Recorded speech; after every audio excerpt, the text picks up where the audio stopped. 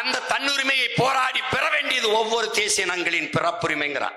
அந்த பிறப்புரிமையை கேட்டு தமிழீழ தாயகத்தை கேட்டு ஒரு புரட்சிகர போராட்டத்தை முன்னெடுத்தான் எங்கள் உயிர் தலைவன் மேதகு பிரபாகரன் அவர்கள்.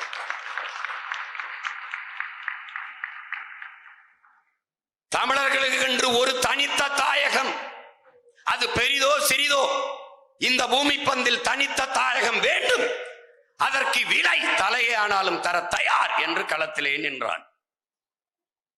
அந்த விடுதலை போராட்டத்தை பிரிவினைவாதம், தீவிரவாதம், பயங்கரவாதம் என்று பழி சுமத்தி எங்கள் கண் முன்னே அளித்தார்.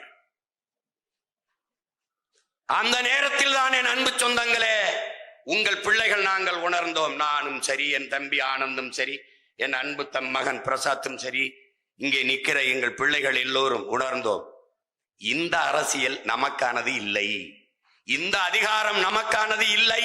இது நம் சாவை சகித்துக் கொள்கிறது, நம் ரத்தத்தை ருசிக்கிறது, நம் இனத்தின் பிணத்தின் மீது நாற்காலி போட்டு பதவி அனுமதிக்கிறது. இவர்கள் நமக்கானவர்கள் அல்ல, இந்த அரசியல் நமக்கானது அல்ல என்ற முடிவுக்கு அன்றுதான் வந்தோம். ஆனால் முடங்கி கிடக்கவில்லை மூலையிலே. என் தங்கை பாடியது போல, வலியோர் சிலர் எளியோதமை வதகே புரிகுவதா, மகராசர்கள் உலகாளுதம் நிலையாள்மன் நிலைவா, உலகால உனது தாய் மிகு உயிர்வாதை அடைகிறார், உதவாதினி ஒரு தாமதம் உடனே விழி தமிழா என்று எங்களை எழுப்பினான் ஒரு பாவலன்.